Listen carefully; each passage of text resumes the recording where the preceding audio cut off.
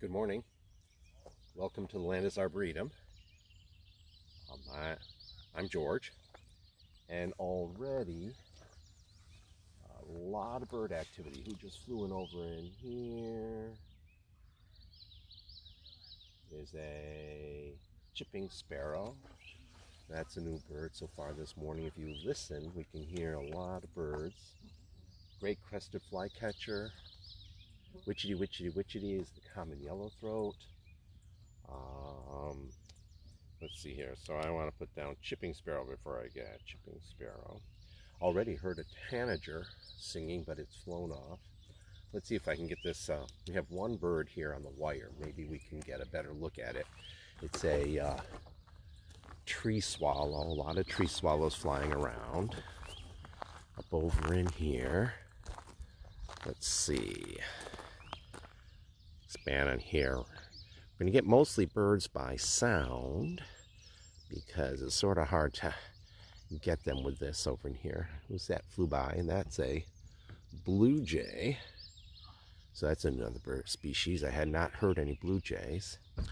The tree swallows have been cavorting here, mating and flying with each other.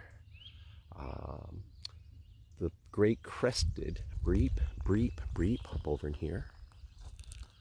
If you can hear this great crested flycatcher.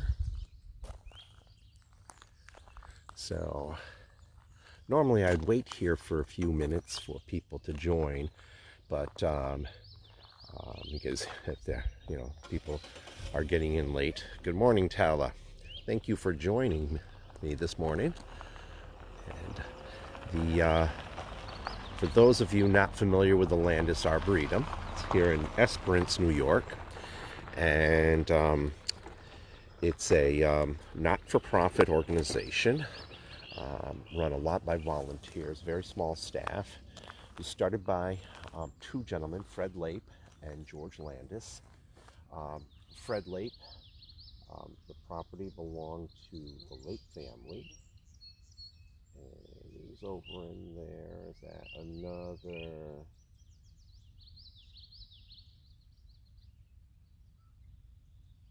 Chipping sparrow, I believe. Yeah, another chipping sparrow.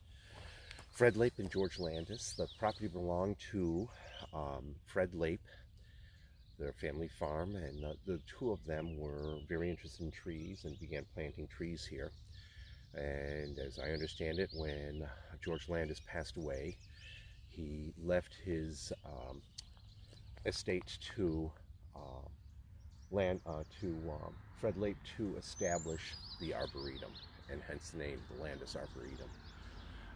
But we're always looking for volunteers and members. If anyone is interested in joining, Landis.org, I believe, is the website. Obviously, if you Google that, I should have checked, but I don't recall if it's Landis.org or LandisArboretum.org. There's a great crested flycatcher.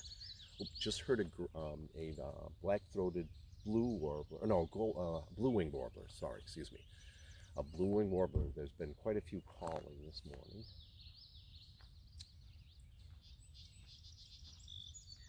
Good morning, Lee. Good morning. How are you doing? We'll need to stay socially distant, as we did with the hawk watch. Blue-winged warbler's calling already. And chipping sparrow. So far, I think Tala is joining us so far. I think we have one person. I don't know if anyone else has joined, but you can. So you got 1, 2, 3, 4, 5, 6, 7, 8, 9, 10, 11, 12, 13 species so far. Blue-winged warbler just called there. Blue-winged warbler, great crested flycatchers calling around just there. Wood thrush, American robin, tree swallows, common yellowthroat, song sparrow, gray-capped bird. Scarlet tanager was calling before when I first got in, right over here. I didn't get a chance to look at it, and it flew on off. Sort of expected more deep woodlands. That was a tree swallow. Very seldom do we get barn swallows here. Eastern bluebird, eastern towhee, house wren and chipping sparrows so far. That's who I've been hearing for the most part. There was a great crested flycatcher up at the top of the tree over there, but he's gone. I hear that breep, breep, breep of the great crested flycatcher. So let's move on up the hill a little bit here. And hello, Gloria. Good morning. I'm not sure how many people will join early morning, but come along on our bird walk. At this time of year, the lilacs are just starting. I think to me, they seem to be a little late. Got a bird over here in the...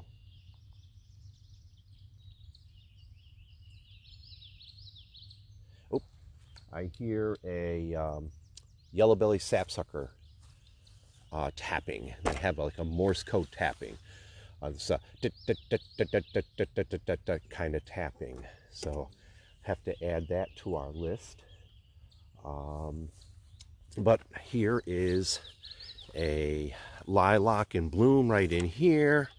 We have Rich, how you doing? Over in here, these are, well, when I get to this side, I'm never sure of some of these ornamentals. Is this a crab? Must be a crab apple. But here at the Arboretum, these trees are labeled so we can find them. I don't see a label on this one. These must be flowering crabs, I think. I like to stay on the wild side, but we'll get over to the wild side. Here is some nesting activity of tree swallows. Over in here, we've got 2 boxes side by side. You'll see that here at the Arboretum, and you actually see that where there are well-maintained bluebird nest box trails, as they call them. Let me set up over in here, and you can see there is a tree swallow on top of one box. And I'll zoom in over there. Take me a little bit to get there. See that tree swallow there. Now, the strategy behind 2 boxes close together is that tree swallows are one of the first cavity nesters to be back that would like to use bluebird boxes. And the tree swallows, got a lot of chipping sparrow activity in here. I think there's a chipping sparrow nest in that evergreen. Chipping sparrow just went down into it. Let's go and investigate that in a bit. But when the tree swallows get back, and they beat the bluebirds back, usually, the tree swallows will move into one box. So I think the box on the left is occupied by that tree swallow. The thing about tree swallows is they don't want competition from other tree swallows, so they will not let a tree swallow move into the box on the right. They don't care anything about bluebirds. So if a bluebird comes in, they'll find the box on the left occupied, but they will leave the box, or the box on the right will be unoccupied, so the bluebird moves in. One of the issues with nest boxes for bluebirds and tree swallows is to make sure you're a good distance away from the edge of the woods, because if you get this edge, then you have habitat for house wrens. The house wren's a very aggressive bird. It doesn't like to have any competition from house wrens, so it will... Oh, we have a bluebird over in here. See if I can get this bluebird into the camera here. It's in this tree right in here. Where did it go? Oh, there it goes. It's going to fly to... Oh, I thought it was going to fly to that box there. It flew over to the crab. And it's on the far side of it. I don't think we can get a good look at it. It seems to be interested in this box in here. I wonder if it's active in that box.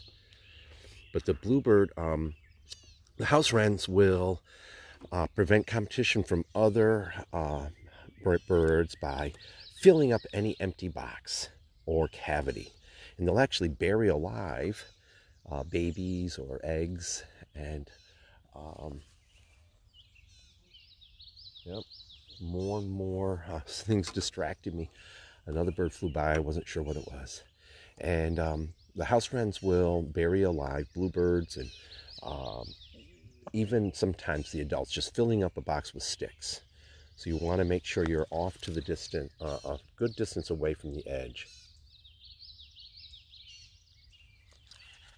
Oh, there's the bluebird. Yep, see that?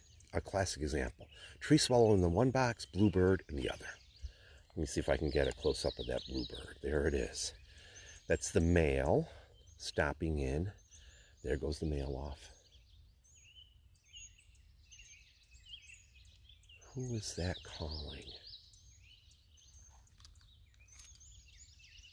I hear a call that I'm not familiar with. There's a catbird up there. Witchety, witchety, witchety is a common yellowthroat. Let's see if we can find this. Sorry, let me go back down in like this here. Hello, Steve. How you doing? Good morning. We've got people joining us as we go along.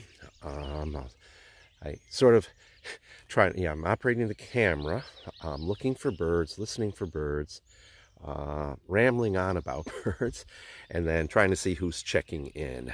And there's that great crested flycatcher, that breep, breep, breep.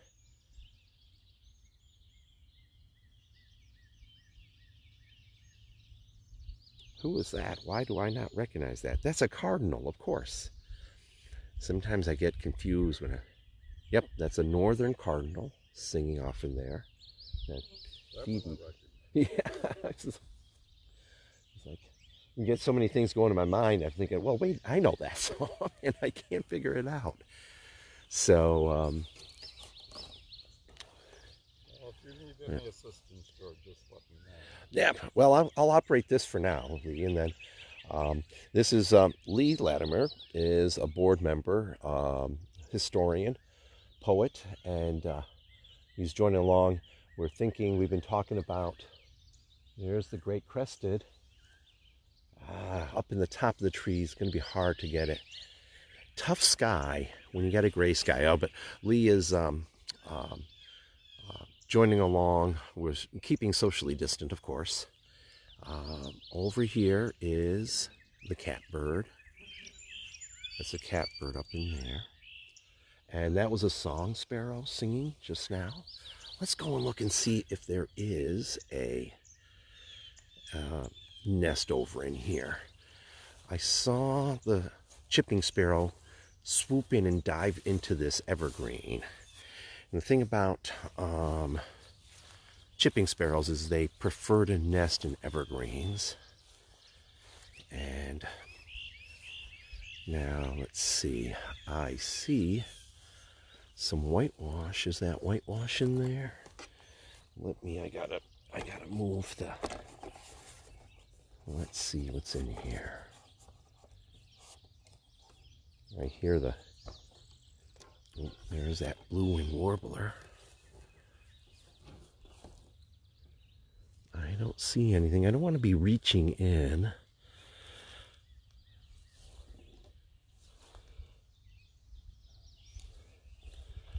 Is that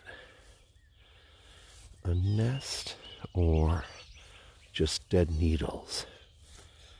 Dead needles. I don't see anything. So I don't want to be reaching in because I don't want to be leaving my scent. It's not that the birds will abandon it. It's if I leave the scent, I'm leaving my scent for a predator, particularly raccoons. And they smell humans, and to them that's a source of food, so they'll wander around and investigate if they have my scent there. If there's lots of people moving around, it's probably not a big deal, but in a place where human scent is unusual, a raccoon picks that up, they'll follow that to its source. Oh, here's an American goldfinch. Landed in this crab. I keep calling him a crab. Uh-oh. If I've got it wrong, Fred will tell me. Right over in there is the goldfinch. And when they're flying, they'll have this potato chip call. They fly in an undulating fashion. Good morning, Samantha. They'll fly in an undulating fashion so that if you catch a here, let's see, get this down like this, straighten so you're not. Okay, so the goldfinch will be flying like this, so up and then down, up and then down, and at the top it'll go potato chip and then dip, potato chip and then dip. So you remember, potato chip dip. That's the goldfinch, American goldfinch. So looking over in here, some big things flying around, buzzing, trying to make it into hummingbirds, but there's bumblebees visiting this crab, going for nectar and pollen of the bumblebees. Let's do a little scan around so you can see the Arboretum, and then we'll move along a little bit. So we have over in here the Fred Lape Trail. And Lee, if I've got, what's the website, Lee? It's landis.org? Or is it landisarboretum.org? Landis Arboretum. It's landisarboretum.org. I had that wrong at the beginning, so sorry. Usually if they just Google Landis, right, they'll get it, right? Yep. So it was a red sky in morning. So sailors take warning, and it is getting cloudy as compared to yesterday's beautiful blue sunny day. So let's see, let's move up this way, and so this area here is very much a lawn kind of setting, edge effect with lots of trees around. So typically birds that would find most of city parks and places like that. Here's an American robin up in here. No, nope, there it goes. It flew off. And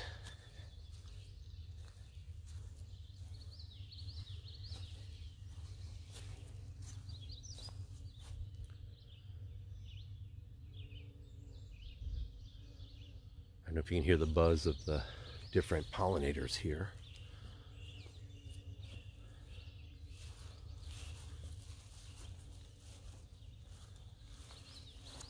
So we have up here another pair of nest boxes,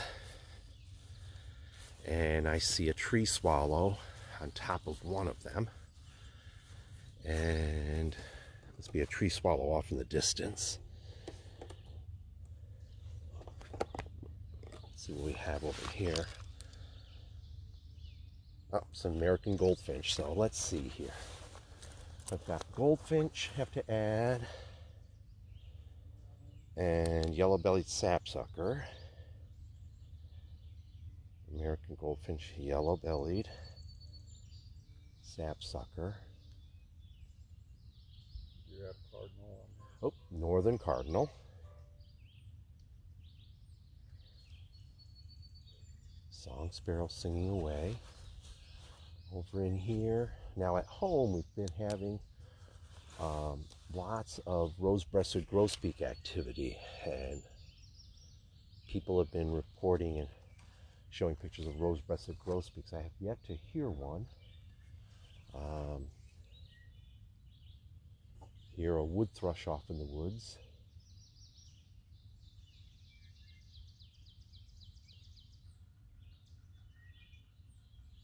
There's the yellow-bellied sapsucker tapping, like a Morse code kind of tapping.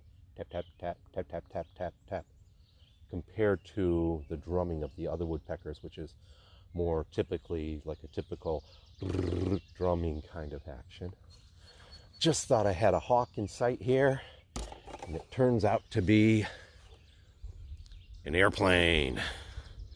Sometimes we joke, say, gas hawk. You can hear it now as it's flying overhead. Heading in for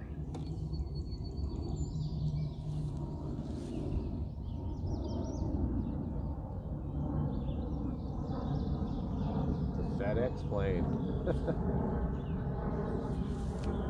Yesterday, a FedEx delivery came to our house, and they had a U-Haul there's probably so many deliveries now that they don't have enough trucks, and they're using U-Hauls and other things. So oh, did you hear that potato chip? That's the goldfinch. So we're moving along this way. We're going to head over towards the lilac section. So here's what's happening. All this leaves are coming out, and the insects. Oh, another species, American crow. Just heard it cawing, caw, caw, caw, caw. The leaves are budding open, and then the insects feeding on the leaves particularly caterpillars, become the food for these warblers that are coming in. Speaking of warblers, there was an oven bird going teacher, teacher, teacher, teacher, teacher. And a catbird. And a warbling vireo.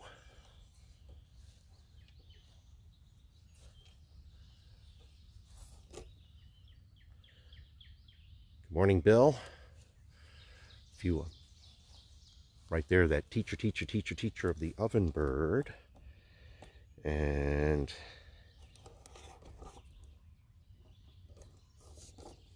I can hear that blue-winged warbler calling. Just gotta set up this here. Song sparrow. Why do they call it an oven bird, George? Ah, good question. Lee knows the answer to that. It's they nest on the ground and they make a leaf nest. That the question was, why do they call it an oven bird? They nest on the ground. They make a leaf nest, and the nest is rounded like the old-fashioned ovens, stone ovens, and so they get the name oven bird. They sing. The males are singing in. Over in here, I want to try to get this. There's a tree swallow on top over there, and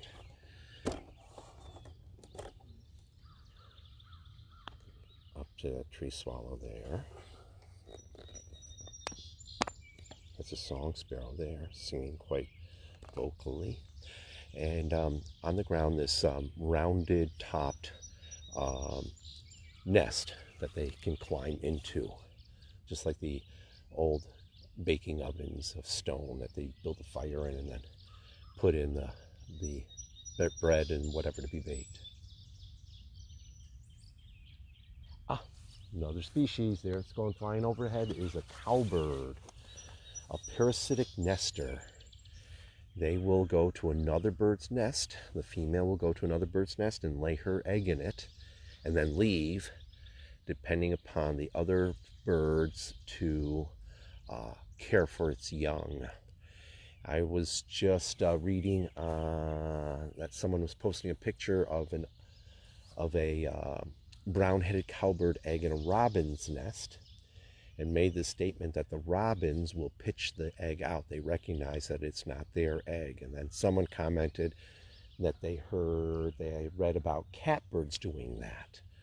I had not known about either two being able to recognize that. But they often will nest in warbler nests, and there's a size difference of double the size. A brown-headed cowbird is easily more than twice the size of a warbler, and yet the warblers will raise the cowbird to the detriment of their own young in the nest, and oftentimes it's only the cowbird that survives. So it is a problem for our eastern birds, because the cowbird was not a bird of New York State.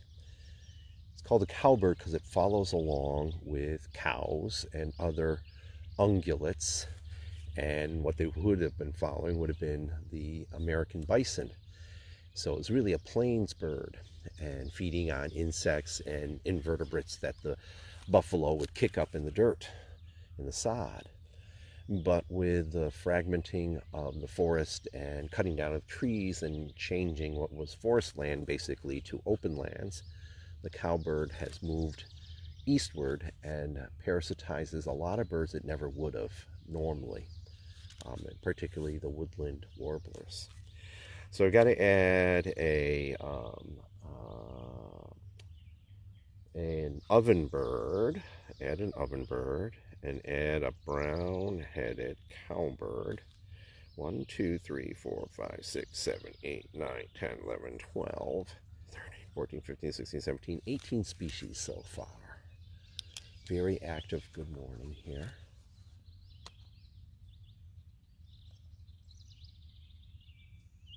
There's a house wren with its rattling on call, musically rattling on call, and a warbling vireo up in the trees over in here. Let me go in here. Morning, Fran. Your woods must be hopping with birds this morning too. We're on the tail end of the real spike of migration. I was listening at home. I was hearing, as I was leaving the house, I was hearing squeaky, squeaky, squeaky of black and white warblers. They've come through, or have been coming through, will be gone pretty soon. A lot of the warblers that I have difficulty identifying from their songs will have moved in through, heading northward where they nest in the Adirondacks and then even further in Canada. Quite a few people were saying they had white-crowned sparrows this spring. They go way far north. They're probably already through. They head for I think it's the tundra areas of northern Canada. Looking around over in here, and so 2 different Frans have joined us. Who is this? That chip has got me chipping. That is a chipmunk.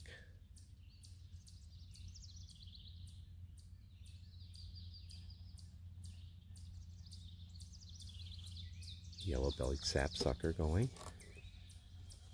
Let's move on here. I'm hoping that there is a sculus. It's not a buckeye and it's not horse chestnut. I forget what it is up here.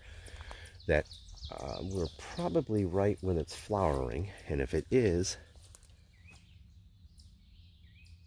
what is that bird? Is that a titmouse? I think that's a titmouse. I'll have to look for it. Doing not its typical call. But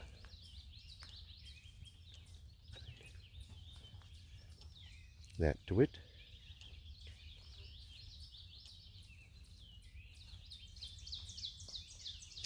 Deer tracks over in here. All kinds of things in here. I'm going to be doing next. Is it next week? I should have checked the schedule. I'm doing an animal track. Yep, it's next. It's the week after next.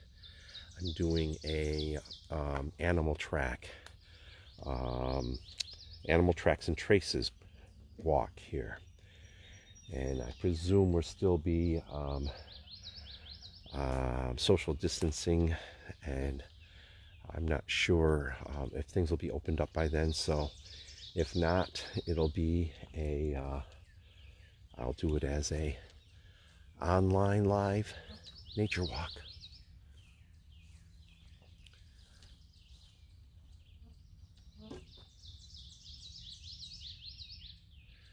That witchetty, witchetty, witchetty is a common yellowthroat. There's that tap, tap, tap, tap, tap. There's the yellowthroat right here. Let's see if I can get him in. He's giving a warning call in here. He's up in there someplace.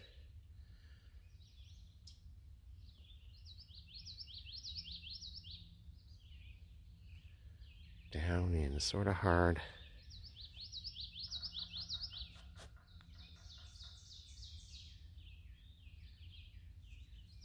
Cardinal. and a yellow-bellied sapsucker behind. See if I can get it. It's right between two trees at the top. Right there it is.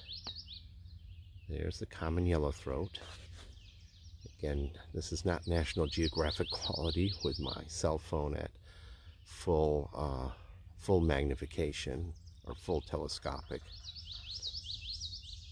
That's the common yellowthroat, a warbler that likes the edge woods. It's not a deep woods forest one. It's not an open grassland bird. Likes the edge. And bushes, like we have these bushes over in here. Not the cattail so much, but all this bushy edge right in here. The same habitat that the house wren likes. I can hear the house wren off in the distance.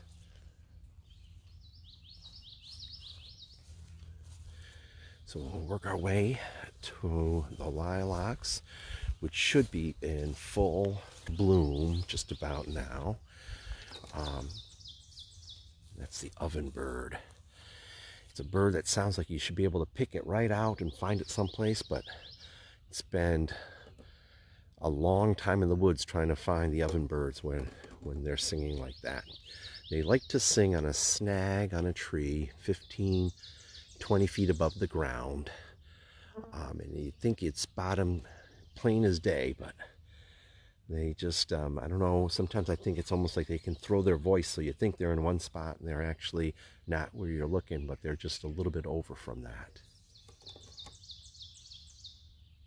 The books describe that as teacher, teacher, teacher, teacher, teacher. Witchety, witchety, witchety. That's the cardinal singing off in the distance. Things have started to dry out quite a bit at the Arboretum. If you do come to the Arboretum, be aware that some of the trails get quite muddy. Here in the Schoharie Valley, the soil is a very clay kind of soil. So you get some slippery, muddy areas, so you might want to be prepared with the proper footwear. And good morning, Cindy. Just checking in, I think. Every now and then I check to see who's come by to go on the walk. Who is this over in here? Something just flew into the bushes. And I do believe it's a cardinal. Yep, I hear the cardinal's chip. I don't know if I can get the cardinal into here, but it's right here. You can hear it singing. And it's flying around in the bushes over there.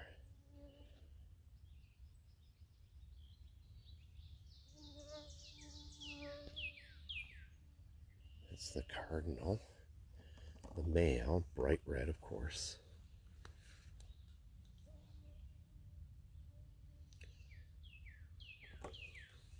See if I can get a closer look at it. Oh, there he's on the edge.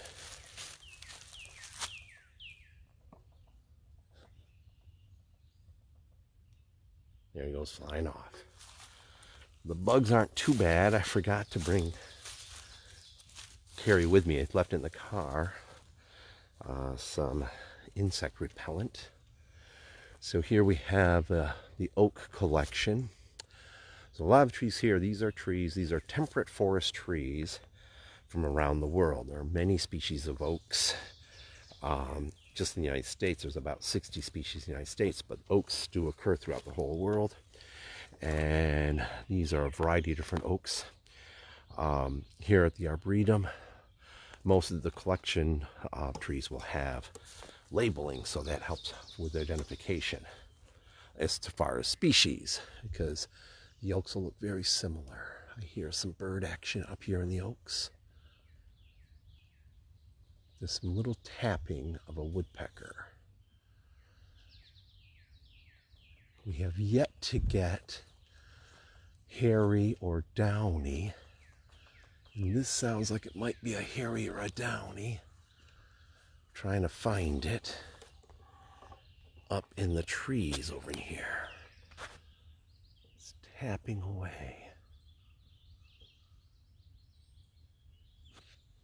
Oh, there it is. And it is a, let me put this down in here and get my binoculars up on it.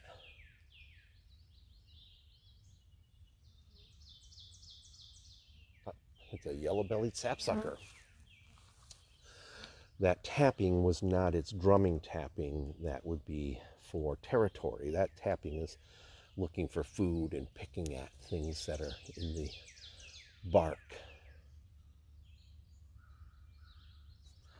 American crow, I don't think I put down on the list.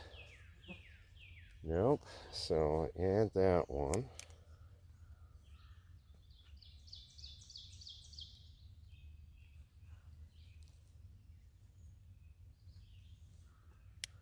I think I just heard a chestnut-sided warbler up in the distance. So let's work our way there. So here we are. We're coming up to the lilac collection. And we can see the lilacs are in bloom. And good morning, Charlene. I think I missed. That is a hairy woodpecker. I just saw it fly up into the top of that evergreen there. Looks like a Scotch pine. So over in here is that Aesculus. The flowers are not quite open yet. This tree right here, that tree there, is a kind of, well, it's a relative of the buckeyes. I don't think it's a buckeye. The one that we have planted here around us would be the horse chestnut. And when these flowers, here's the flower buds right here. When these flower buds open up, they make these tubular kind of flowers, and this place is hummingbird central. One time I was here and observed probably 7 or 8 hummingbirds flying back and forth and all around. I might have miscounted because there were so many hummingbirds at that tree that they were zipping here and zipping there. I might have miscounted them. So we have a hairy woodpecker to add to the list. And see what all. But you can see the lilacs over in here are in bloom. Oh, there's one of those buckeye or Aesculus.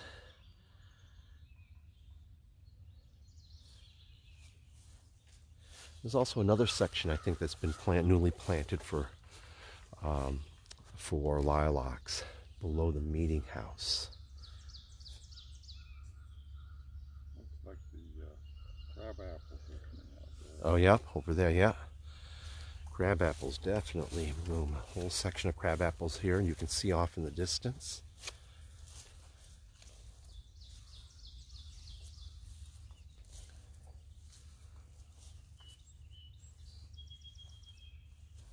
Song sparrow.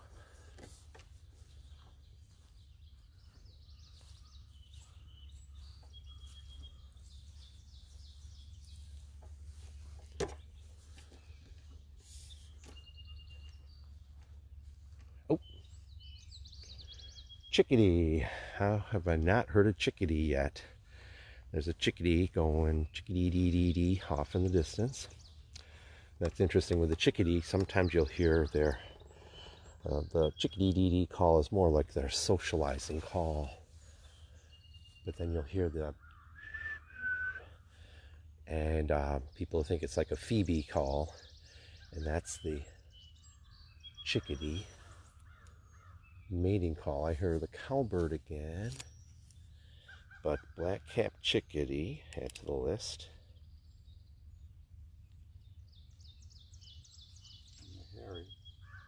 And the hairy woodpecker. Crows flying around.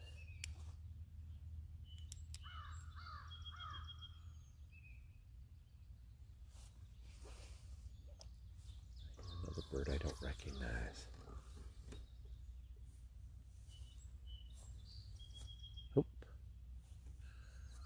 I think I just heard a chirp from a tree frog.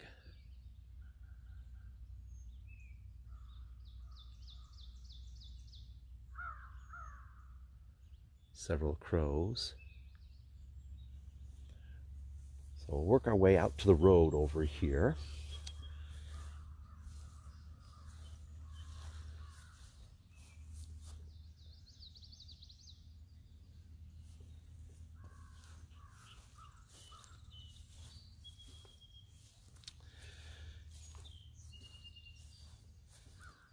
And then we'll work our way into the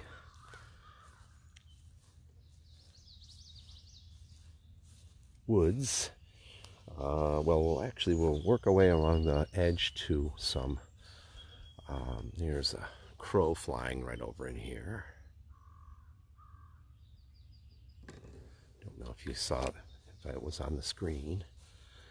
Some sunlight breaking through cloudy skies this morning. Quite a bit of dew on the ground. So usually if there's a lot of dew on the ground, it usually means not much in terms of precipitation.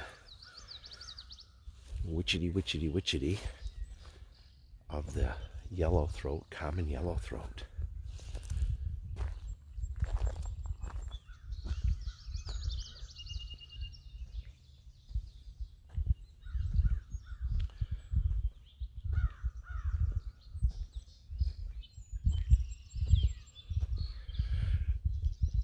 Just heard red-winged blackbird, conkeree, or conkalee. Different ways, onomatopoetic ways of trying to catch their calls. Some bird songs, very easy to interpret that way. Sweet, sweet, sweet, I'm so sweet. The yellow warbler, and witchetty, witchetty, witchetty. Other times it's like literally you're trying to translate, so it's like breep of the great crested flycatcher. And then you have some birds that are like impossible, like many of the warblers.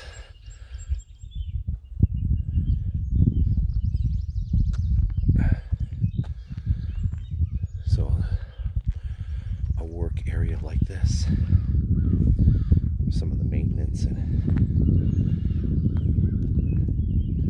tree care, arboriculture work.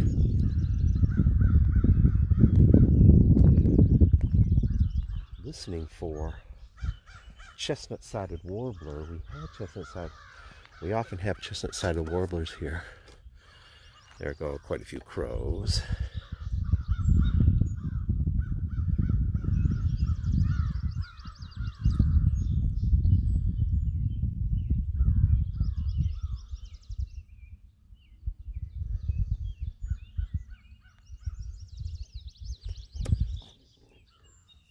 I think I have to add, did I have red-winged blackbird already? Let me check and see. I have red-winged blackbird. I have over in here. No.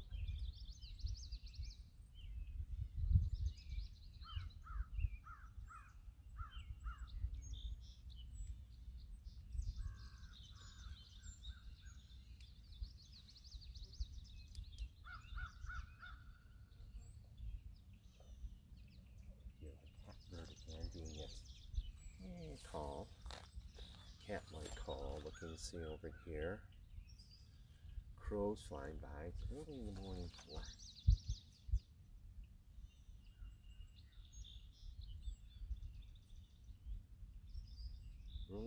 for raptors. The hawks, they oftentimes will rise up as the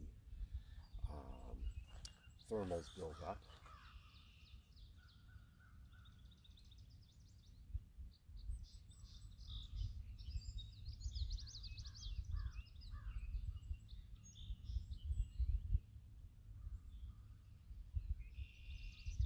Trying to hear some.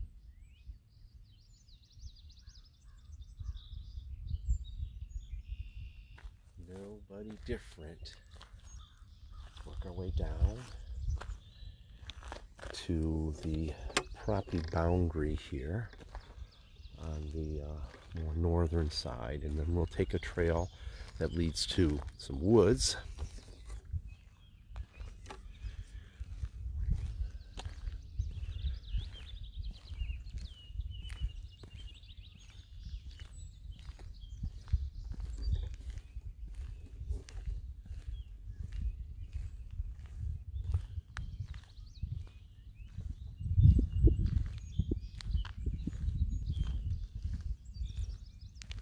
Up, I hear a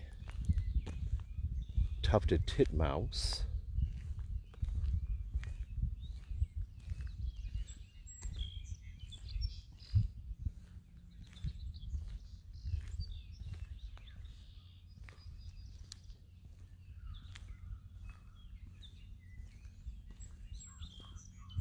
Surprised I've not been hearing any orioles. Let's see who's up over here.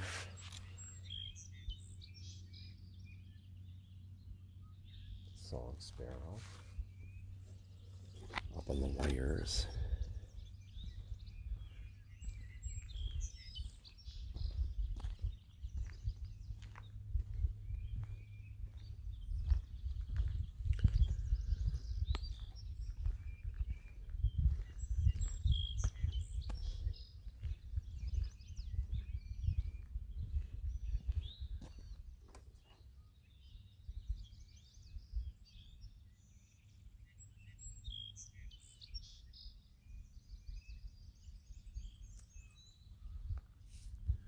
Listening every now and then. Yep, I think I just heard a please, please, please to meet you, which is the chestnut-sided warbler. Blue-winged warbler for sure. The towhee. Oop, there goes an oriole. An oriole just zipped right by us. A Baltimore oriole. Depending on how old your field guide is, it might be listed as a northern oriole. Originally it was a Baltimore oriole and then called a northern oriole, and then decided to call it back a Baltimore oriole. Goldfinch just flew up in the tree over there.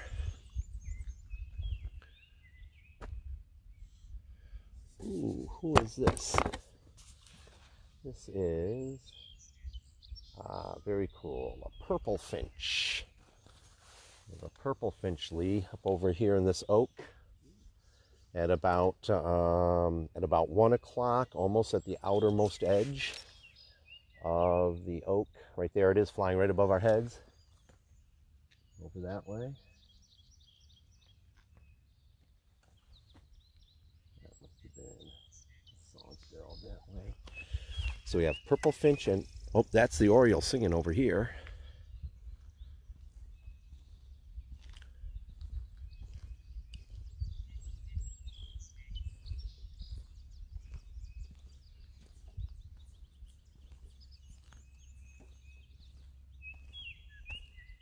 Oh, there's another oriole singing down over there.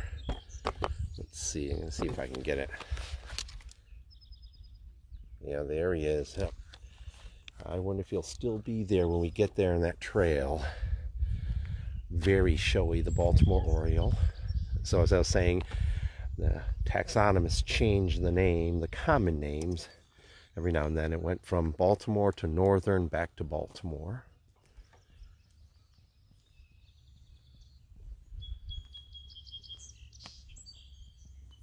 Song sparrow right here on the edge singing.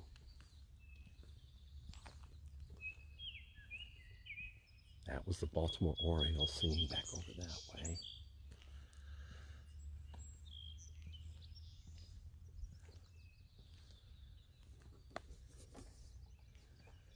It's got to be the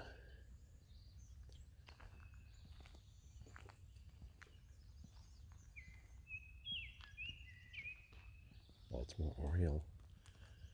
Quite loud now.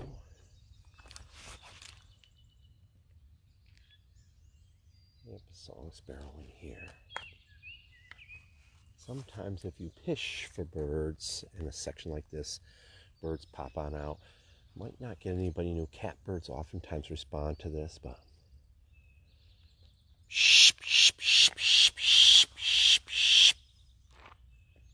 oh, and there's a yellow warbler that just responded, and there's a goldfinch.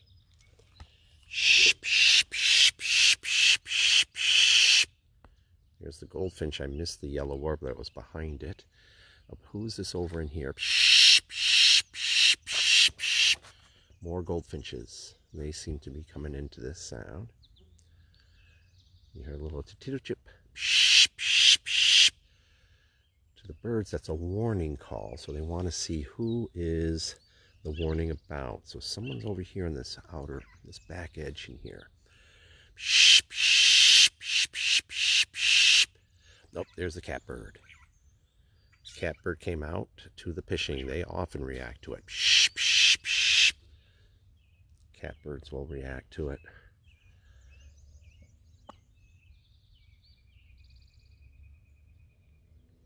Oh, just heard a flicker. And that's the oriole, I do believe, squawking up there. Let me look and check. Let's see, it's at the top of this snag right over there. Yep, that's the oriole. See if I can get. It's not going to be the best of light because of. Oh, of course, there he goes. No, he's still there. That's him there on that left side. Not very clear. Oh, here's a towhee over in here. So I can get this towhee in here. You can hear him going tweet. Is that the tree I want? Yeah. He's down in the more central section of it. Hard to see the light against the gray sky. So before we move from this spot, I think I have to add some birds to our list in here. Let me just see in here. And let me go give you back less telescopic and more. Let's look off in the bushes over in here. It's a little bit more less obstructed with wires and things. Did I just hear a mourning dove? So, Baltimore oriole.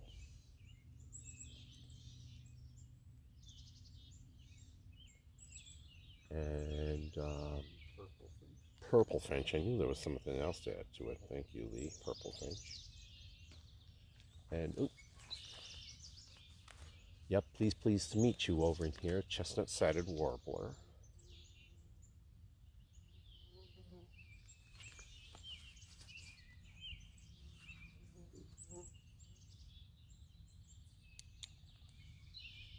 Oh, and yellow warbler. I don't think I had put down yellow warbler.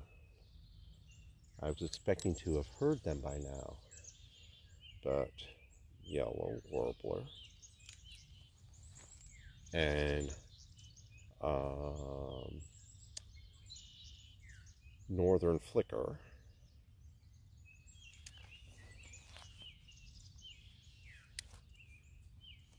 Here is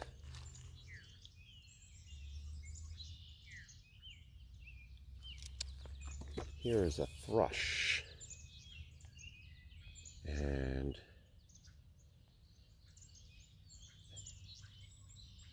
let's see, right there.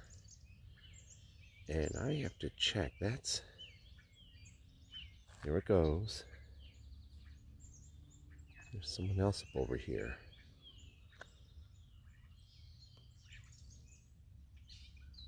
Oh, that's a catbird up in here. So we got quite a bit of action up over in here. Let's go and get a little closer look and see. Blue jay coming by.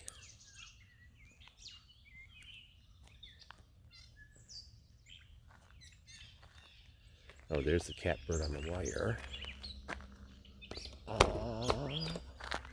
Stop. Ooh. I think we just had an indigo bunting fly by. Yeah.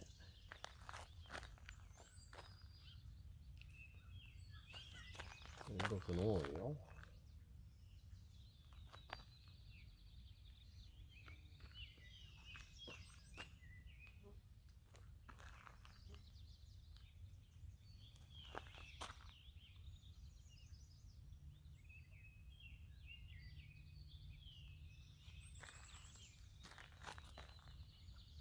Oh, field sparrow.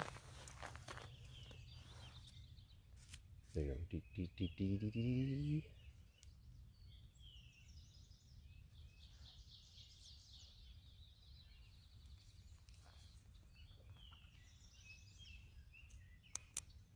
And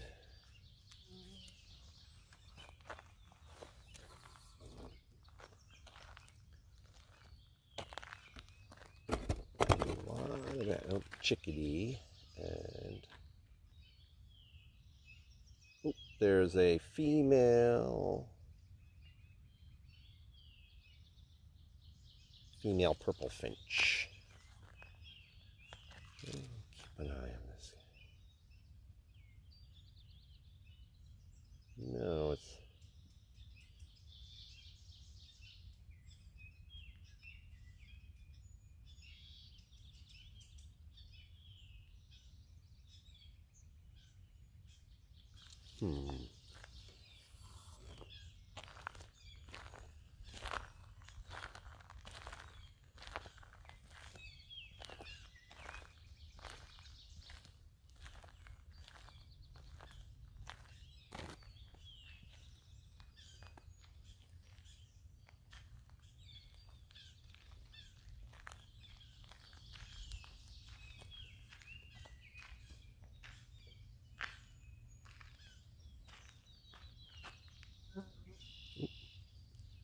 yeah, it was a female purple finch, and a common grackle just flew up over there.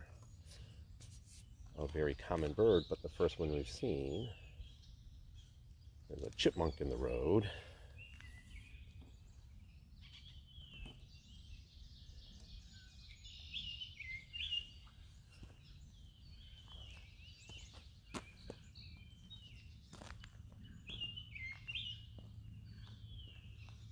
Now, where is this one here?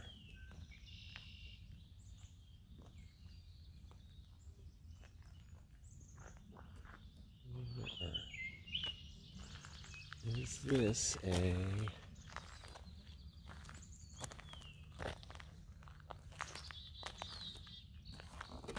There it is, it's an oriole. Let's see if I can get this oriole up into the view right here. He keeps on flitting about the tops of that tree there. Oh, there he goes off to the back. Several orioles singing in here. Ovenbird behind us. Let's move on down the trail. We're already at 8 o'clock. And work our way through the back section. So let me see here. I think I have to add grackle. And I'm not sure if anyone else has joined us. I haven't really paying attention over in here.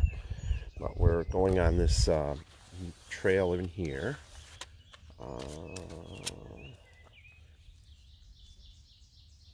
And let me see here. Common grackle.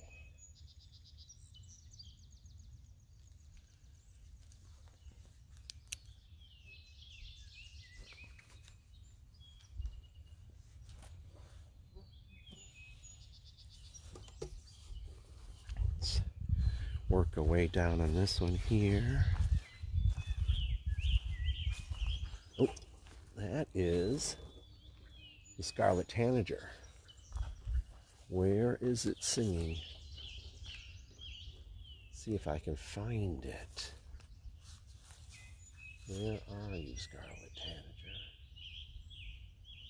Might be deeper back in.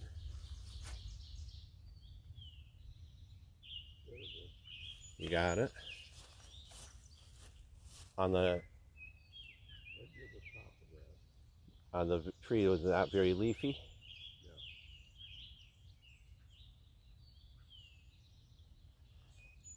And this thrush is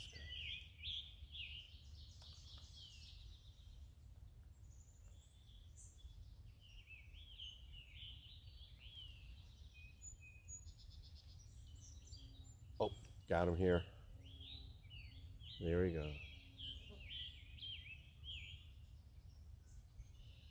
There's a second one over there.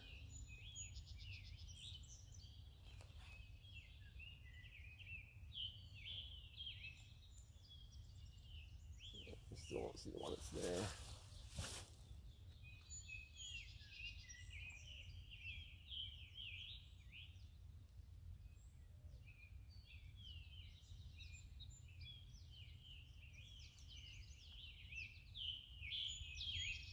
Oh, here it is, right here. Let's see if I can get him into scarlet tanager. Right up in here. Let's see. Yeah, right here. Might show up the bright red. He's up in that area in there. I'll have to look and see later on and see. But he's singing right up over in there. You can hear his they say he sounds like he's singing sort of a robin with a hoarse voice, hoarse throat. He just flew off, I think. There were two of them up there. Well, one flew off, and then you can hear him singing off over in the distance there. Well, let's move on down the trail here. Oh. I hear a field sparrow up in here, so we got a little change of habitat. Field sparrow up over in here, and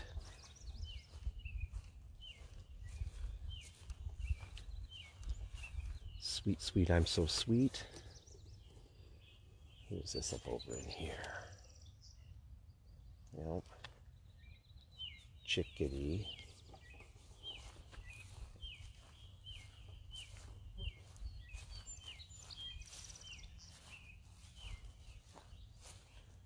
Is that a...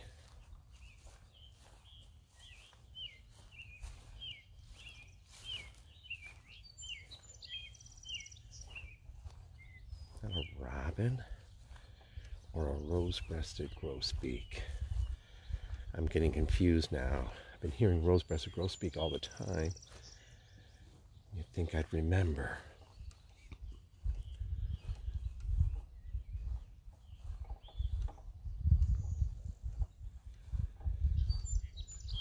Oop. There's a mourning dove. I thought I'd heard one before, but I just saw. Please, please, pleased to meet you. Where are you, chestnut-sided warbler? Blue-winged warbler off in the distance. Oh, a little bit of rain here. Mourning dove.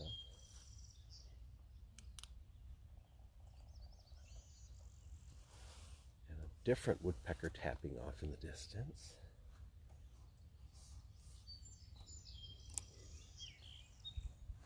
Oh, who is this over in here?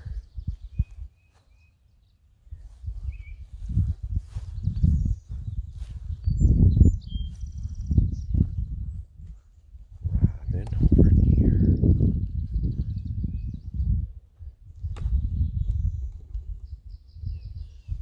Chickadees.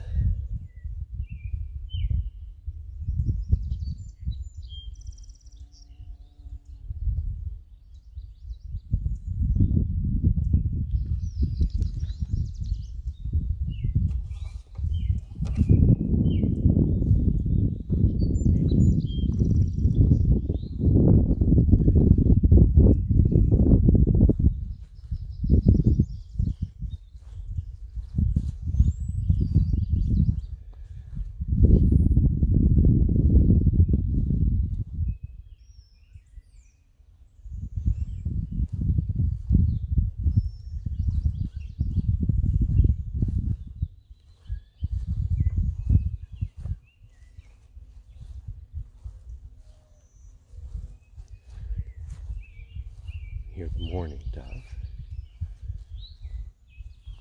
Toby, blue-winged warbler singing over here.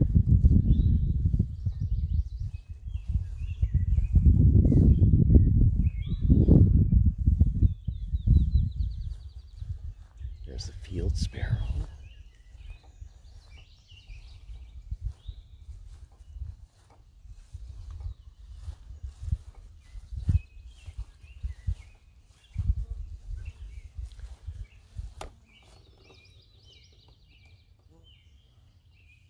Shh, shh, shh, shh, shh.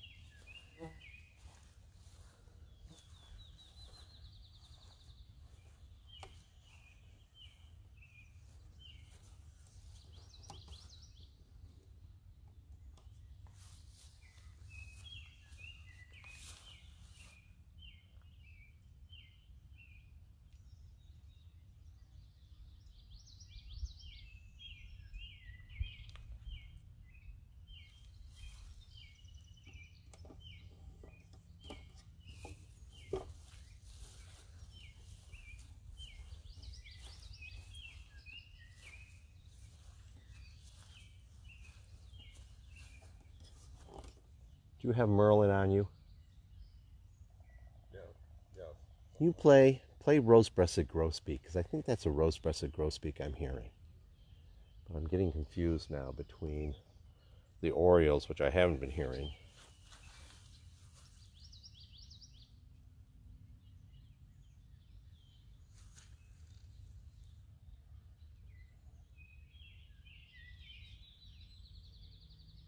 Field sparrow.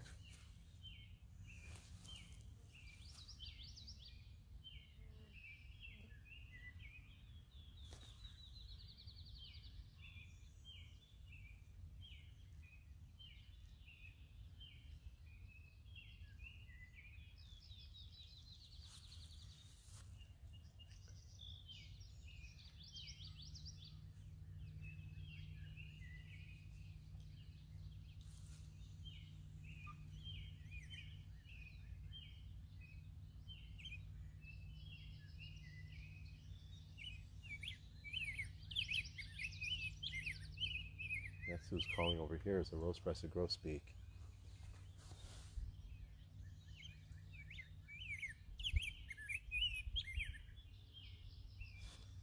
Get over here, yeah.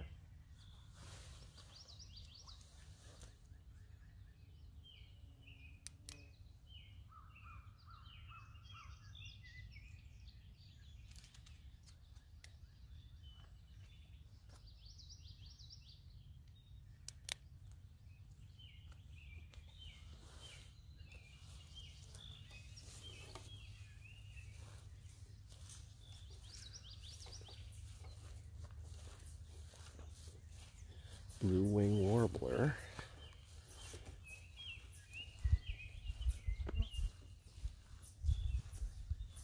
Thanks, Lee. Yep.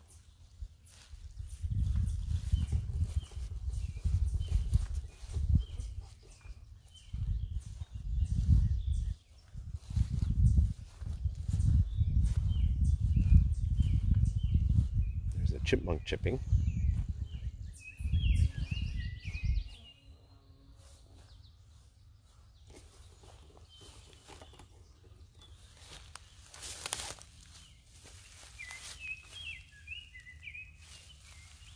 That's the oriole there.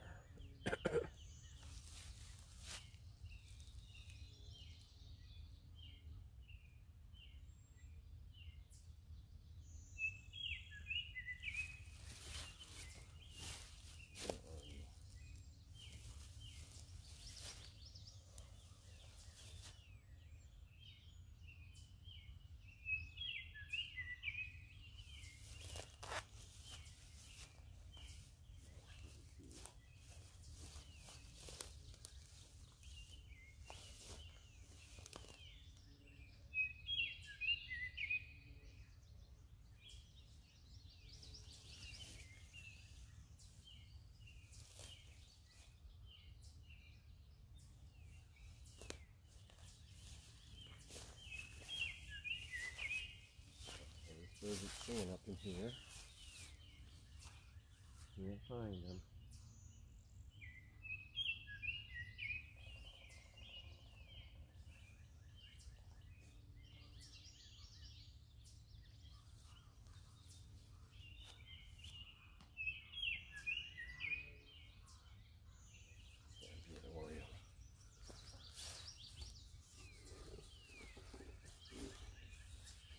Move along here.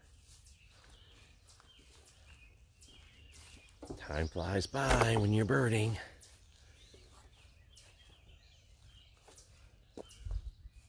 Chipmunk off here in the corner.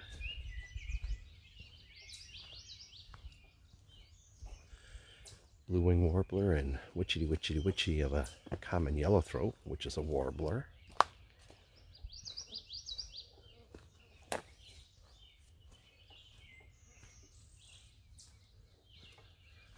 Oh, there goes the blue wing. Actually saw him flit off. Hear his song. There's a sweet, sweet, I'm so sweet of the yellow warbler. There's a house wren singing. Witchetty witchetty.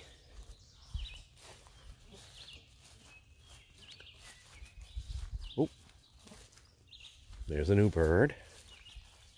Red-eyed vireo.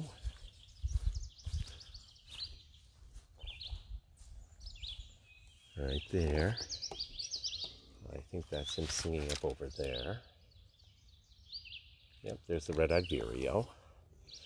Not going to be a very good look, but let's get a look at it. Here's his singing. As if he's singing, see me? Here I am, high up in the tree. See me? Here I am, high up in the tree. That's the red-eyed vireo. More of a woodland bird. Oh, he just flew right past us. Up into a birch tree over there. Witchetty, witchetty, witchetty. Let's see if I can get this yellowthroat to come out over in here.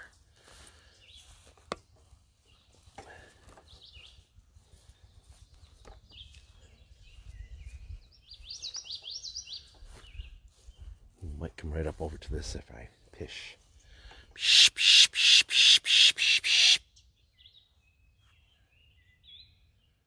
Shh, psh, psh, psh, psh, psh.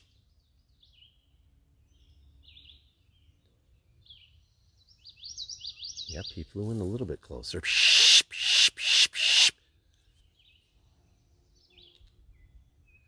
Psh, psh, psh, psh, psh.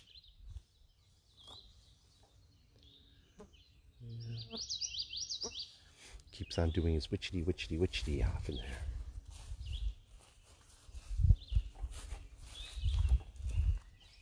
Towhee singing.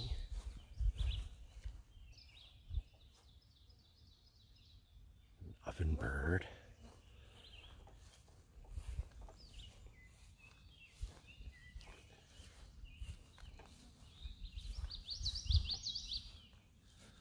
You hear witchetty, witchetty, witchetty.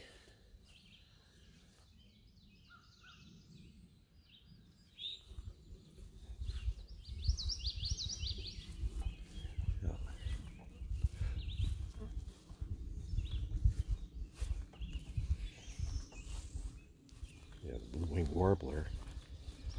Not sure if the microphone on the phone is picking it up. But they've been quite active this morning all around the Arboretum. The blue-winged warbler likes this open field, edge kind of habitat or brush.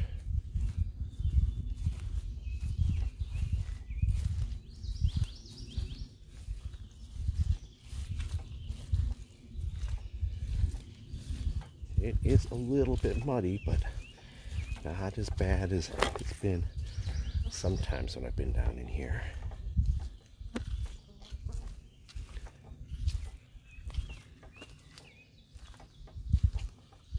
Ovenbird up in the distance. I'm going to enter the woods in here where definitely ovenbird habitat.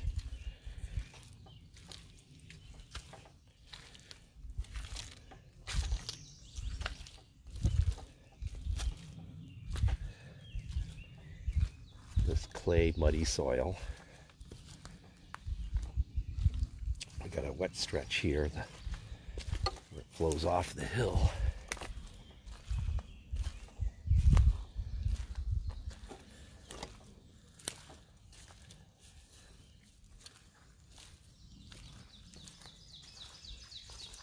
That's the ovenbird.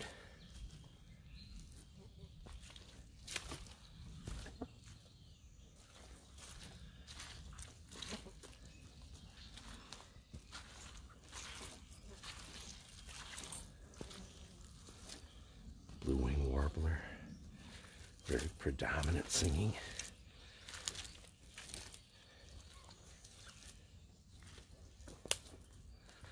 Got several of them singing.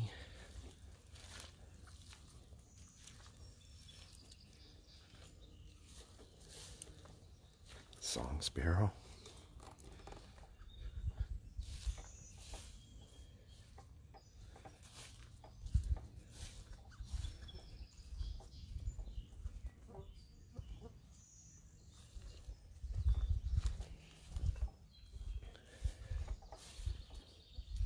House wren. Blue-winged warbler again.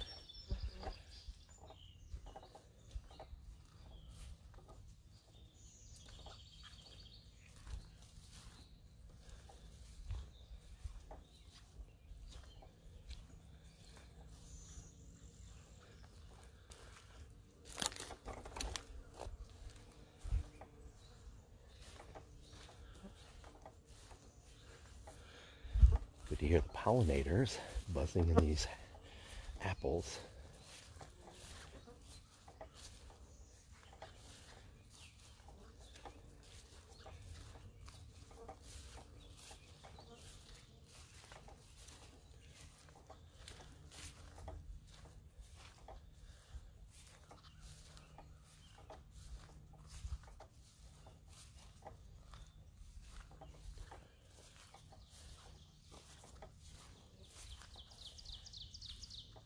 Different ovenbirds. One in front of us. Ooh. He just flew up into there.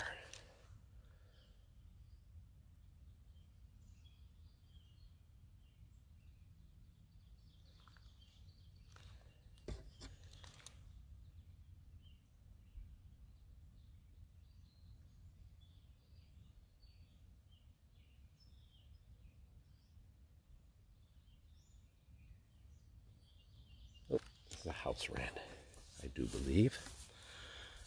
Just got a little bit of it.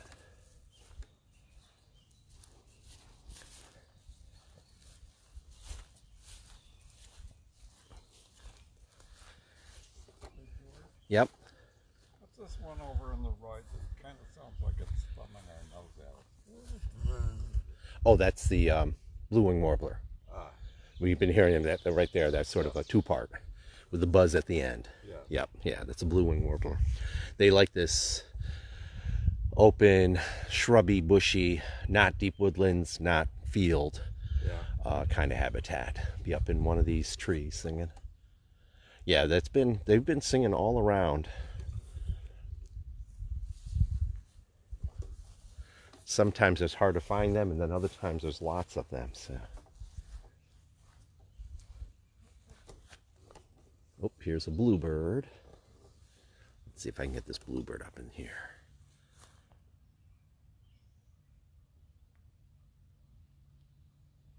Right there. Walk up closely, see if it.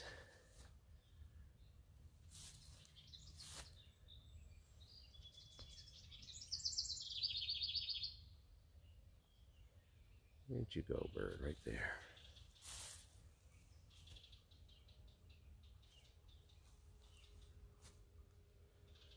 That's a bluebird right there. We got nest boxes here. Oh, there he goes, flying off. It's a male. Let's see if I get the male. Where'd he go? It's on that one side branch right there. That's the male bluebird. Quiet. I haven't been hearing them singing at all. Interesting. Haven't been singing. So let's move on down We have about 40 minutes of time. We're going to swing by into more of the woods, come out to where the great oak is, the new great oak, the great oak that was there before, which was a white oak, which has been the mascot for the Arboretum, finally succumbed to damage over the years from ice storms and Hurricane Irene, a variety of things, and finally it had to be its last legs, and the stump of it was, or the main trunk, which was all that was left, the dead tree, was cut down, and now there's another old oak to take over. I'm not sure if it was how old this newer oak is, multiple 100 years old, but I don't know if it was as old as don't believe it was as old as the old oak. So just scan around here. The bluebird may have been occupying one of those boxes over there. Well, this is pretty brushy. It might be they have some competition with the house wren.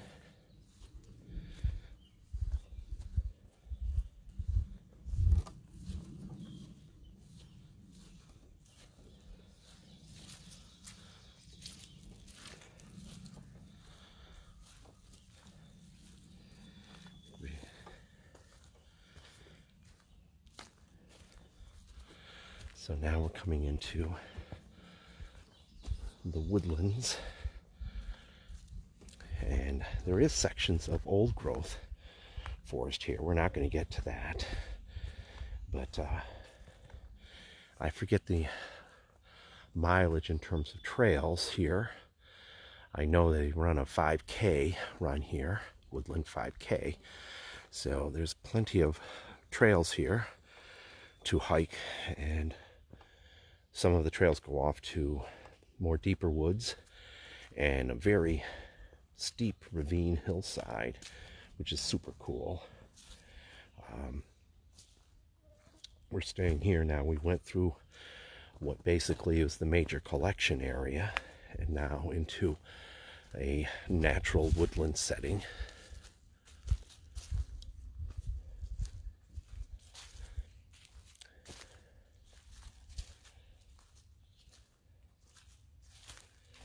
I forget what the Saturday is. I think it might be June 5. I'm doing an animal tracks and traces. Deer tracks for sure. And then places like this where right here is where squirrels have been eating. As a matter of fact, right there is evidence of a gray squirrel eating an acorn. They peel the acorns like you and I peeling bananas to eat the meat of the acorn. And over in here we have a porcupine tree, and off to here an amazing, interesting site. Let's see if I can get to it. Oh, that's the ovenbird very close, but just a little break from birds. Here is a log, and if you look on this log right here, and I get to it, look down close, and what do you see stuck into that log? Porcupine quills.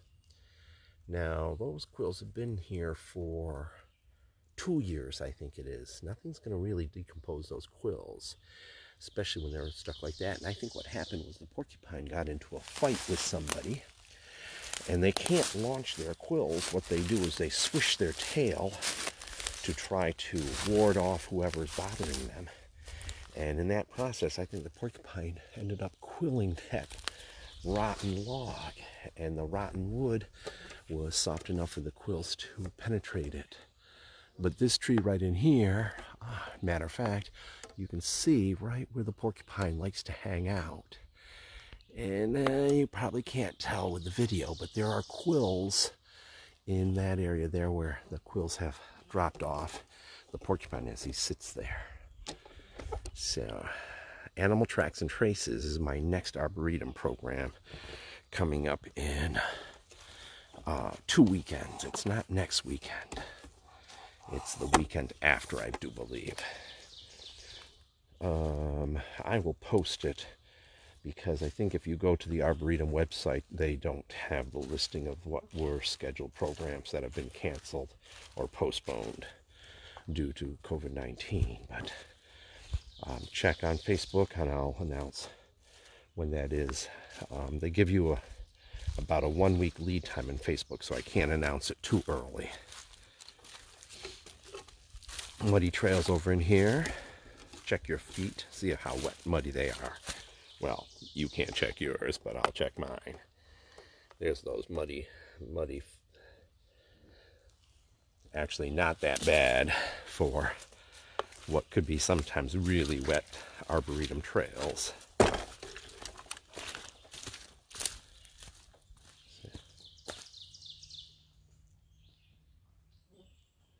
So now we're into the red-eyed vireo habitat. I hear red-eyed vireo singing off to the right. And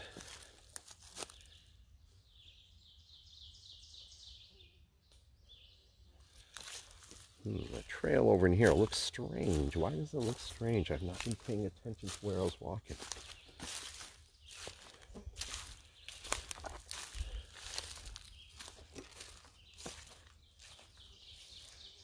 So we have ovenbird and red-eyed vireo.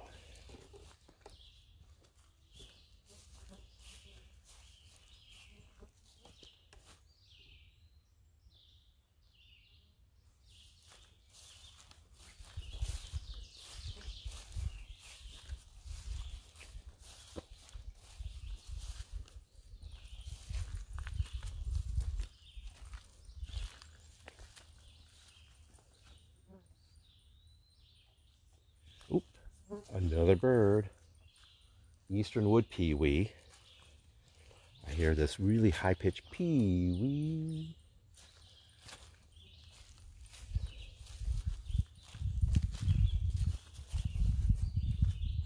You have right there. Might not pick it up on the mic. Very sort of plaintive high. Pewee.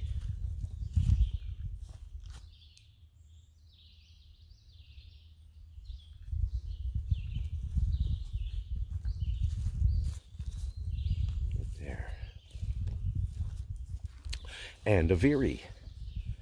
Can you hear that little rear?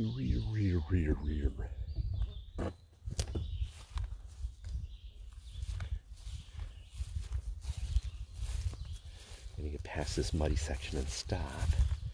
Let's give a listen. Getting close to where that pewee is singing. Oop. And a spotted newt. The red eft, a little baby. Come on. So sometimes you take a break from the birds. And there is a little spotted newt baby crawling along. That's a young one. Just emerged from the ponds recently by its size.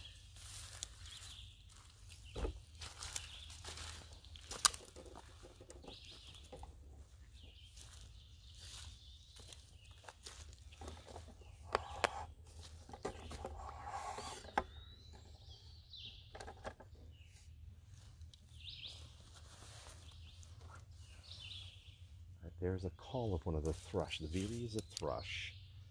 That arrow.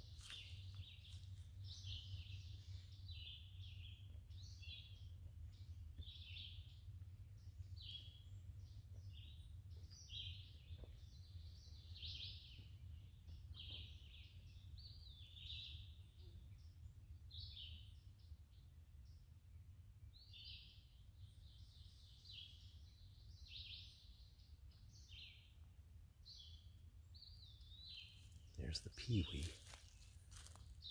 And that's a red-eyed vireo, the very dominant song.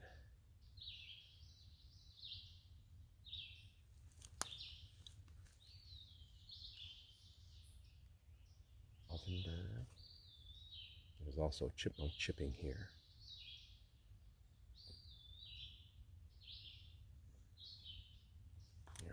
warbler way off of the edge.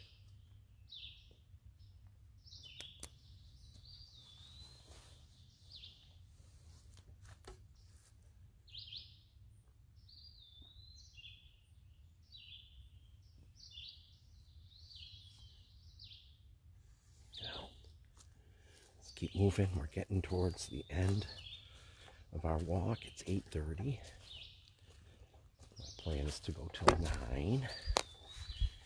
We'll come out to an open area that overlooks the Schoharie Valley. A chance maybe by now turkey vultures might be flying around, or if really lucky, a bald eagle.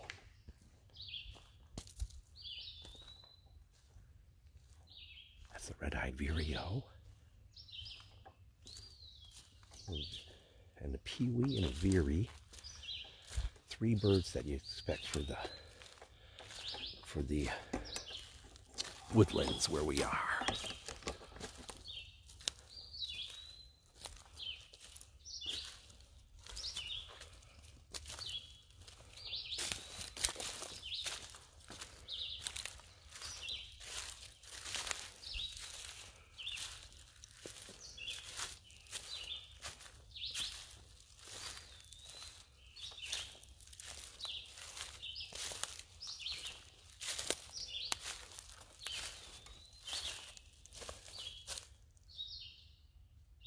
Quite loud, the red-eyed vireo.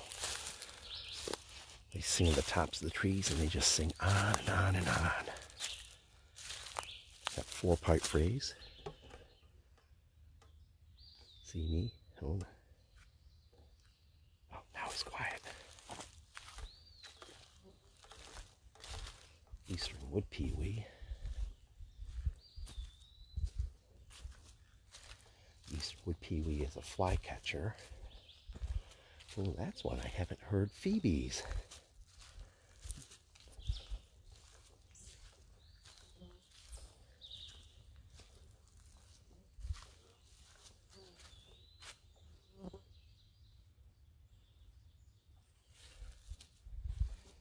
I heard a mammal running, probably squirrels. We've also come to a pond. We have a chance for some kind of waterfowl. Mallard duck, perhaps.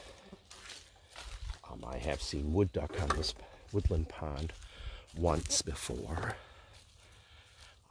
Always a chance of a great blue heron. Stopping by, feeding on frogs or fish. Although these ponds don't have any fish. But you'd be amazed at what great blue heron feed on. I've seen them in fields hunting mice. So, most times people would think they're feeding on fish, which is true, but they will go for other things. Anything they can catch.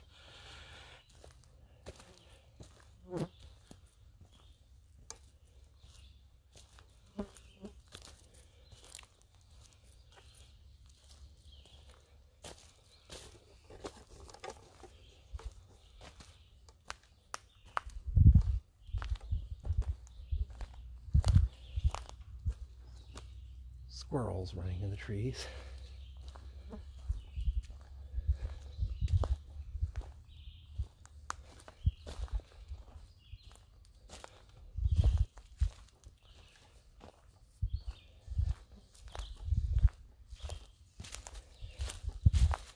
Chipmunks on both sides of the trail.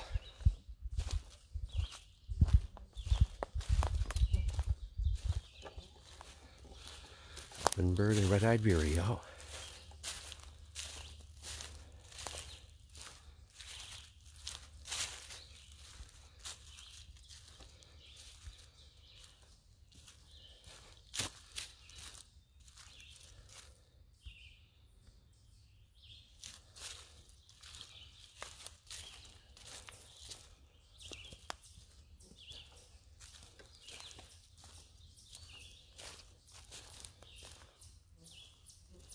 Several chipmunks.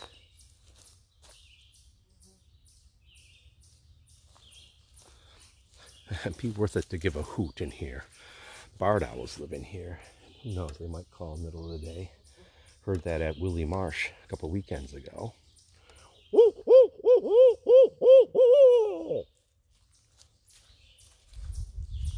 Unusual for them, but they do sometimes call middle of the day.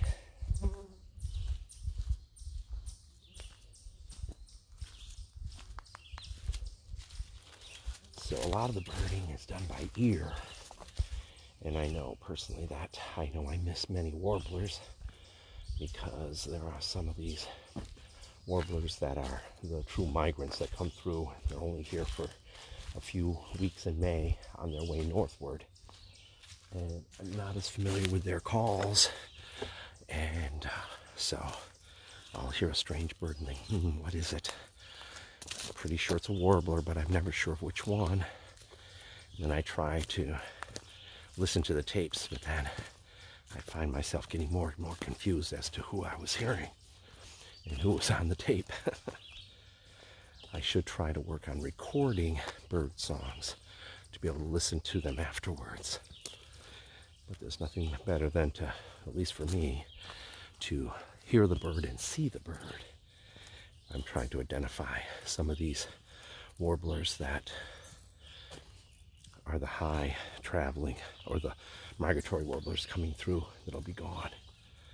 So here we are up to the open field meadow where the great oak remains. Right there's the stump of it. Well, I guess you'd call it not quite a stump, but there's the old oak that succumbed to damage from ice storms and high winds and hurricanes, to the oak that now is the new mascot. Not quite as old. There's a tree swallow right over in here in this box.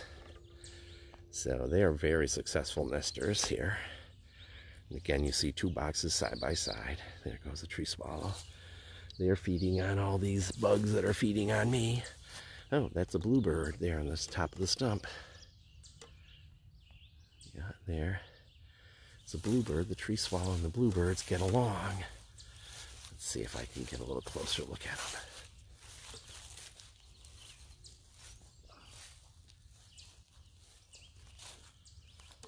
That's the bluebird. Not the best of lighting because of the gray sky.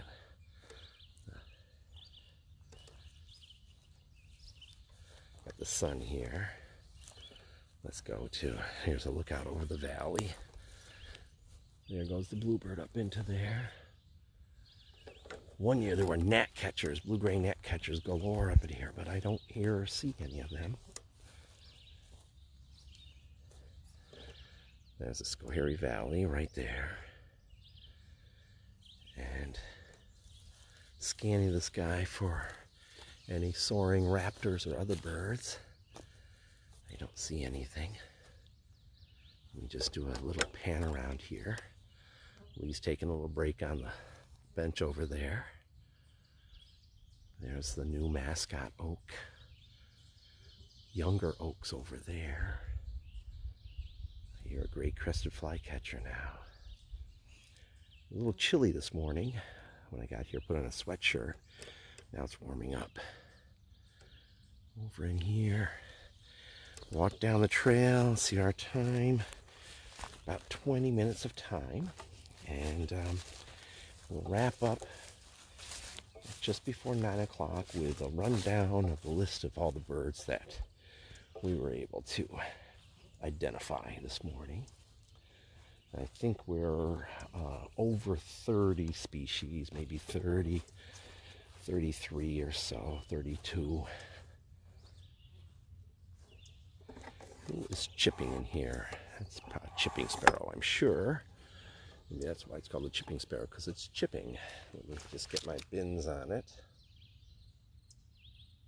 Yep, definitely chipping sparrow. You got a little chip? Listen, what got up to it? He's over in this tree right here. You're a house wren.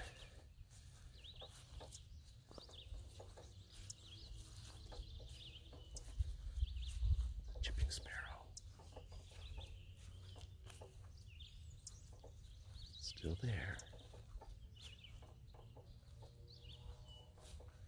Oh, there goes up.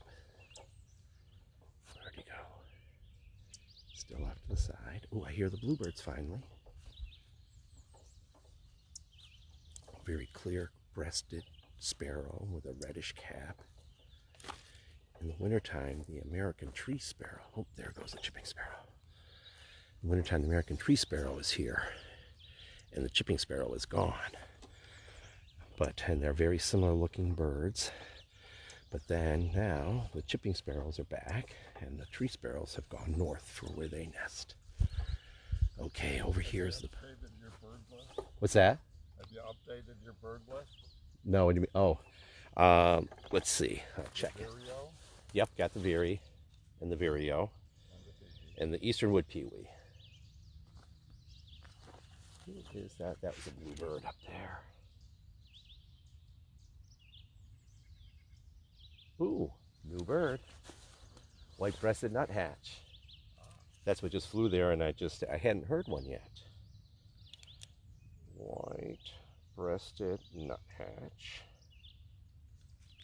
Vireo singing over here like crazy. White-breasted nuthatch. We hadn't heard one of those. You know, it was, and yank, yank, yank, yank, yank, yank, yank, yank, yank, yank. Great crested flycatcher.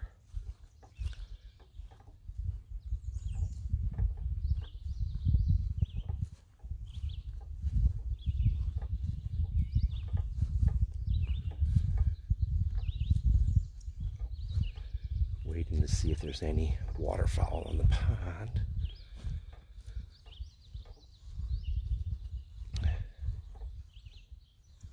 I hear a gray tree frog chirping. And who's this over in here? We have goldfinches. Oh, there was a downy woodpecker. I heard the little whinny of a downy woodpecker. So I'll add that to our list. There goes a grackle. We've seen a few grackles, not many.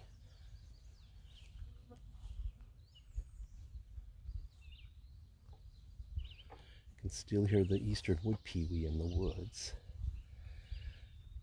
There's the wood pewee. There goes the yellow, or there goes the goldfinches, several of them. No waterfowl, no herons. By now, if there was waterfowl here, they would have flown off, I think. And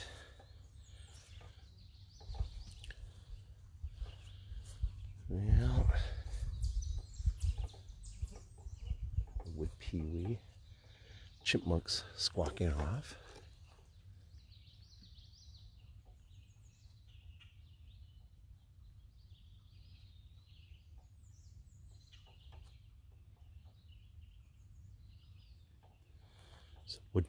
Wood duck nest box. The wood ducks nest in hollow trees, and to them a nest box like that is basically a hollow tree. But also we have screech owls that would be in here. Grackles. A lot of grackle activity. The grackles like the edge of water areas. For one thing, they use mud in their nest. There's a limited number of birds that use mud in their nest. So if you find a nest that's got mud, it helps you narrow it down pretty quickly. Robins, grackles, the swallows, barn swallow, will use mud in their nests. So we're coming around this back stretch, back into some open areas. Who is this?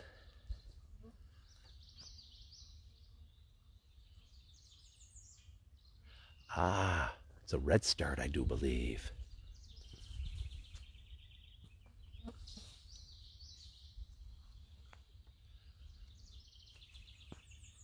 Hear that one? Yep, that's a redstart. Oh, there they go. They're fighting. 2 redstarts went flying over there.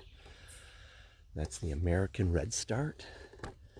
Have to add 2 birds to the list. What do we have? American redstart.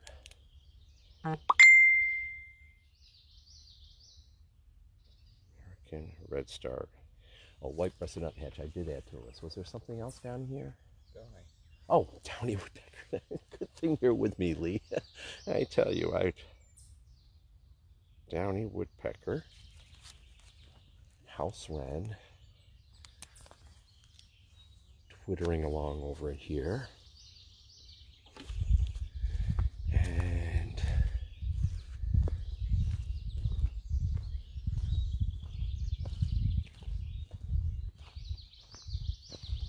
witchety, witchety, witchety.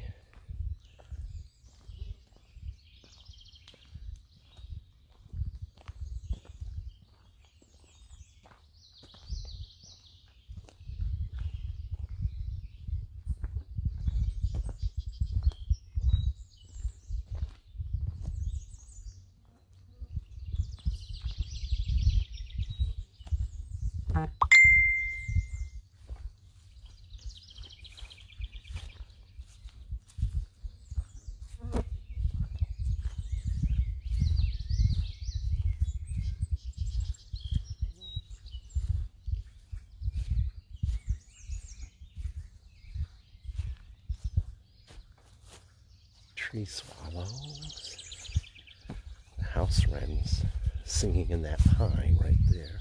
Oh, eastern phoebe, there it is. Finally heard a phoebe.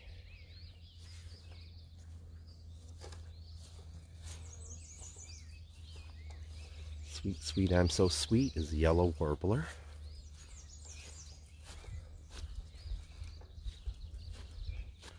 Scanning the sky for any vulture or raptor. In the field guides, for the most part, the vultures will be with the raptors.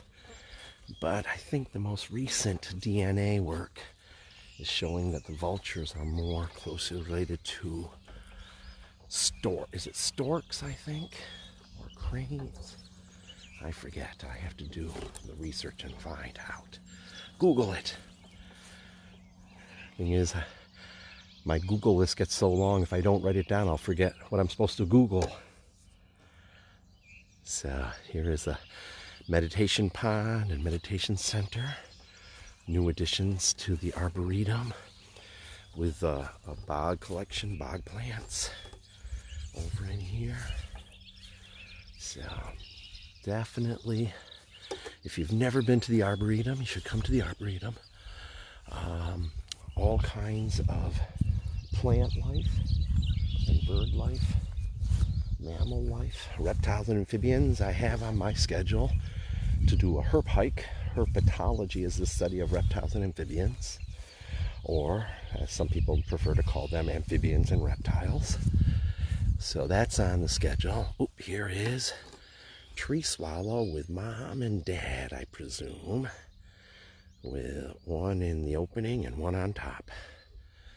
Babies, I'm sure, are in the nest, and they're feeding them at this point in time. I have been finding eggs, in particular robin eggs. When you find an egg on the ground and it looks like it's been cracked perfectly around in a circle, with the majority of the bottom, or the more pointy part, being the majority of the egg, and then sort of a cap broken off, that's from a successful hatch. That's the parent robins and other birds will take their eggs and drop the shell away from the nest so that it's not an attraction for predators. Let's see, who's that? Oh, lots of birds on the flying about over there. Oop, a new species, house finch.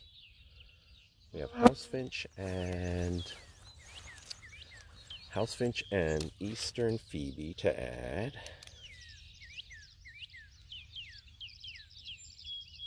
House finch, eastern phoebe.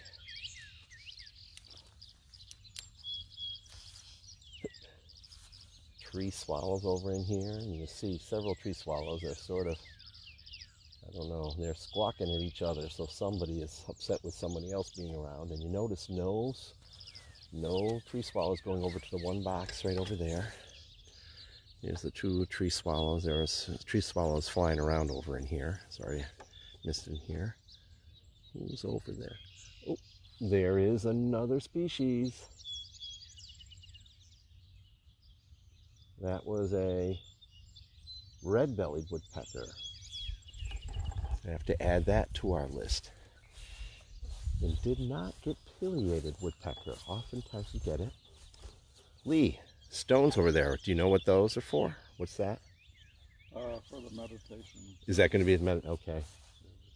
You sort of pave that? Yeah. Huh. You can go over and have them see you as a monarch butterfly. Oh, yeah. The monarch butterfly, and is it deer antlers? Let's see if there's another pond here, but again, I don't think we have anybody there, so that we'll go through. There goes the blue-winged warbler. Yeah, by now, if there were waterfowl here, like a mallard or something, they would have taken off a long time ago. They're pretty wary of people coming up close. But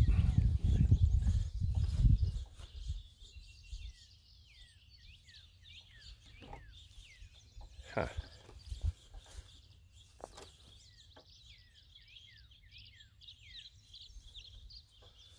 Are those the house sparrows? I hear a whole bunch of squawking over there. Let me see.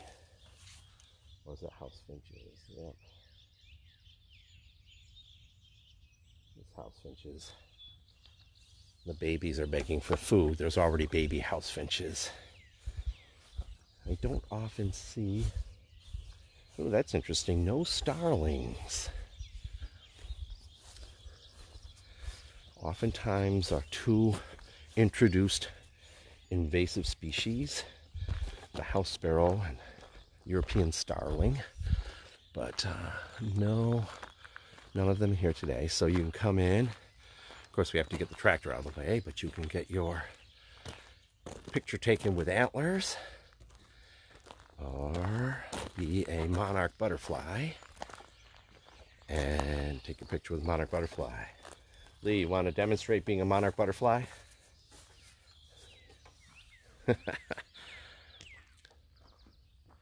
Oh, there's the cardinal off in the tree there.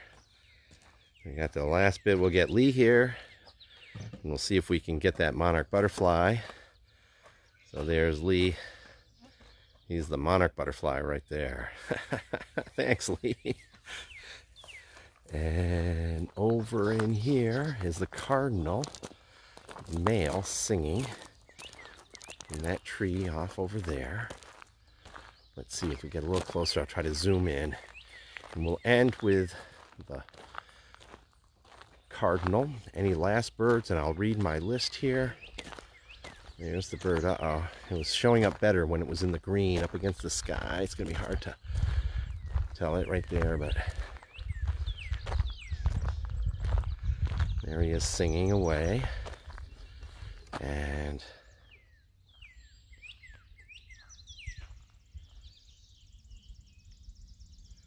there he is right there. That's the cardinal. Here, the potato chip. So, let's see over in here. Here's the Phoebe down here now, so.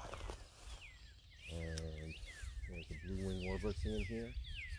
So, here's who we have. We had, that last one was a red-bellied woodpecker to fly overhead.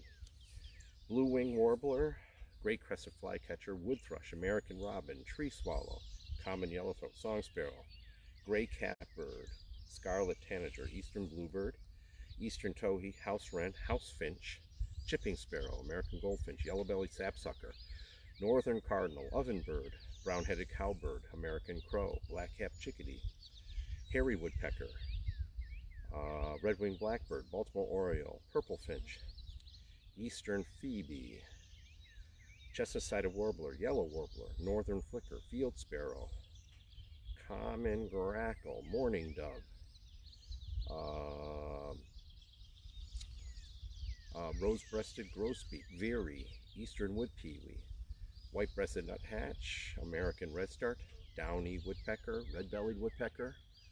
I do believe that's 39 species. Any last species to add here? Some of these birds flying around I don't think are new guys, but I just want to see who just flew into that tree over there. Lost track of them. Oh, nope, it is a chipping sparrow, which we've got many of them. Last scan of the sky to see if we've got anything up in the sky. No pileated woodpeckers flying by. Oftentimes that's when I get them. I'll be driving, see a pileated fly across an open area. Very distinctive woodpecker flight, but the size of a crow. No hawks, no vultures, no eagles. So with that, I'd like to say thanks for coming on board. The list is pretty long. I was glad to see a lot of people visiting here. Let me just give some recognition to anyone who's still here. Rich, thanks for stopping by. Steve, Samantha, Bill, Heath. Let's see on here. Oops. Bill, Charlene, Cindy. Why is that? My finger must be Gloria, Tala. I hope you had a good time here at the Arboretum. Come on by, walk the trails, enjoy the flowers. Right here we have the perennial gardens. Some things are starting to bloom, still a little bit early. Past already are the daffodils. But come to the Arboretum, join the Arboretum. If you're not a member, I encourage you to join. It's a very membership-driven organization. Our big events are usually the plant sales, but obviously they've had to been put off because of COVID-19. So there goes that red-bellied woodpecker off in the distance. Not very much of a red belly on a red-bellied woodpecker. And so if you feel motivated to donate to the Arboretum, please do. It's always in search of financial assistance. So with that, I'll spin around and say thanks for coming by, and see you later.